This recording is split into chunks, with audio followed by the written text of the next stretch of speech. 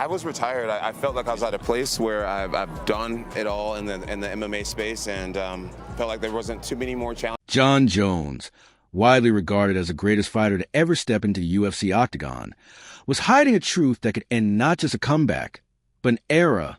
When that truth surfaced without his consent, it didn't arrive through an official statement, a medical report, or a retirement speech. It came from a covert recording captured backstage and blasted across the internet within hours. In early February 2026, at a Dirty Boxing Championship event known as DBX5 in Houston, Jones was speaking privately with fellow UFC fighter Joaquin Buckley. This wasn't media time. No microphones, no press badges, no cameras. At least none that were obvious. It was a kind of candid, off-the-record conversation fighters share about injuries, pain, and survival in a brutal sport. Unbeknownst to Jones, someone nearby was wearing Meta smart glasses, equipped with a hidden camera and microphone. Every word he said, personal, medical, deeply private, was recorded discreetly. Soon after, the footage was uploaded online, reportedly first appearing on TikTok, before spreading like wildfire across YouTube, Instagram, Reddit, and X. MMA media outlets scrambled. MMA Mania published detailed analysis. Sherdog ran a full report. Online forums dissected every second. What Jones said in that recording instantly changed how fans viewed both his future and his past.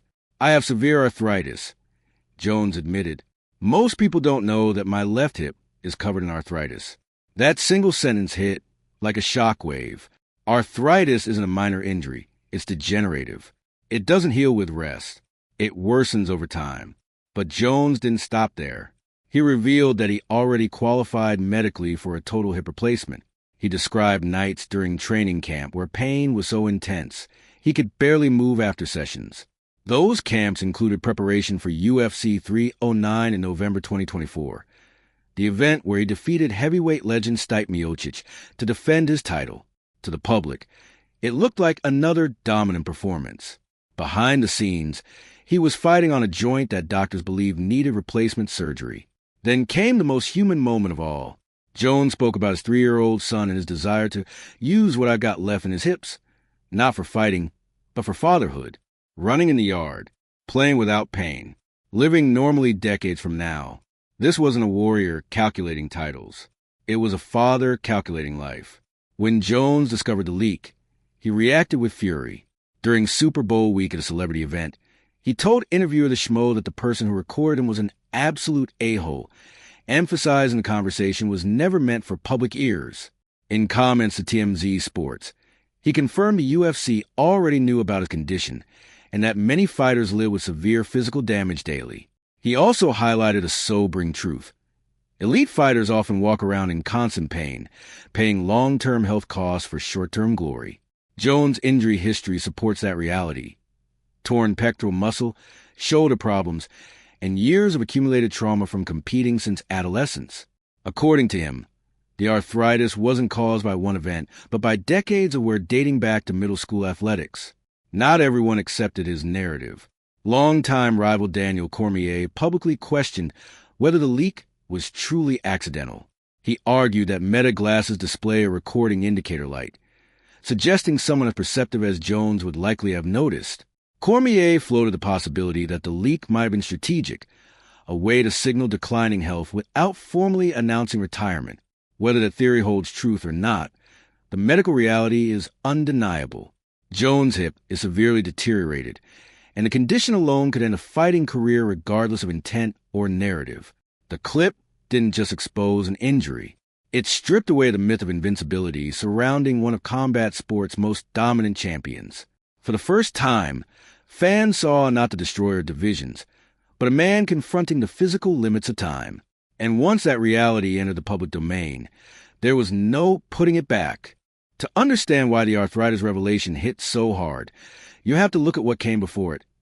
A roller coaster timeline of retirement, revival, ambition, and collapse. In June 2025, Jones vacated the UFC Heavyweight Championship, seemingly closing the book on a legendary career.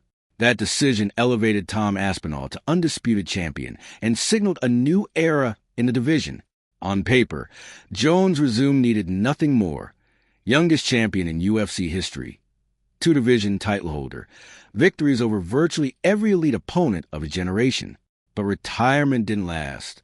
Soon after, UFC President Dana White revealed discussions about a historic event at the White House, potentially tied to America's 250th anniversary and supported by the administration of Donald Trump. The concept was unprecedented. A UFC card at the symbolic heart of American power. For Jones, it was irresistible. He re-entered the anti-doping testing pool, trained intensely 5 days a week, and targeted a blockbuster super fight against Alex Pereira, a clash that would have united eras and divisions on the biggest stage imaginable. He framed it as a true final fight, a cinematic farewell. But even as he pushed forward, his body was signaling trouble. At public appearances, he admitted that everything hurt more than ever before. He described unusual soreness, slower recovery, and the grinding reality of preparing at age 38. What he didn't reveal then was that doctors already believed his hip required replacement surgery. Meanwhile, the UFC itself showed little enthusiasm for the plan. Dana White repeatedly downplayed the possibility of Jones fighting on the White House card, citing concerns about reliability and risk. At one point, he described the chances as 1,000,000,000 to 1, whether due to past controversies or current health issues. The organization appeared ready to move on. By early 2026, the dream was effectively dead. After the arthritis video went viral, Jones gave an interview to journalist Helen Ye during Super Bowl week. Asked directly about his future, his response was subdued but telling. "I think I could be done." Not a dramatic retirement declaration, just a quiet admission from a man confronting reality. He acknowledged that while he might technically be capable of competing, his standards were too high to accept diminished performance. He didn't want to become a fighter who wins some and loses some. He wanted to leave as the dominant force he had always been. Medical facts reinforced that conclusion. Severe hip arthritis requiring replacement presents a brutal dilemma. Fight without surgery and risk catastrophic damage or permanent disability. Undergo surgery and face a long recovery with no guarantee of returning to elite combat, especially in a high-impact sport where implant dislocation is a real danger. Either path points away from championship fighting. Meanwhile, the heavyweight division continued moving forward. Aspinall defended his position. Contenders surged, and the UFC machine rolled on. There was no pause, no waiting period, no ceremonial slot reserved for the former king. Yet none of this diminishes Jones' legacy. His victories over legends, his dominance across 2 weight classes, and his reign at the top of the sport remain intact. If anything, the final chapter adds humanity to a career often viewed as superhuman. He wasn't beaten by an opponent. He was beaten by biology, time, and the accumulated toll of greatness. For 2 decades, Jon Jones did what few fighters ever accomplish. He ruled without clear defeat. Now he faces the opponent every athlete eventually meets, the limits of the body itself. Whether he ever formally says, "I am retired," may not matter. The signs are already there. The UFC has moved on. His body has rendered its verdict. And the man who once seemed untouchable appears ready at last to accept peace outside the cage. The greatest career in mixed martial arts history didn't end with a knockout or submission. It ended with a quiet realization. He simply cannot do it anymore.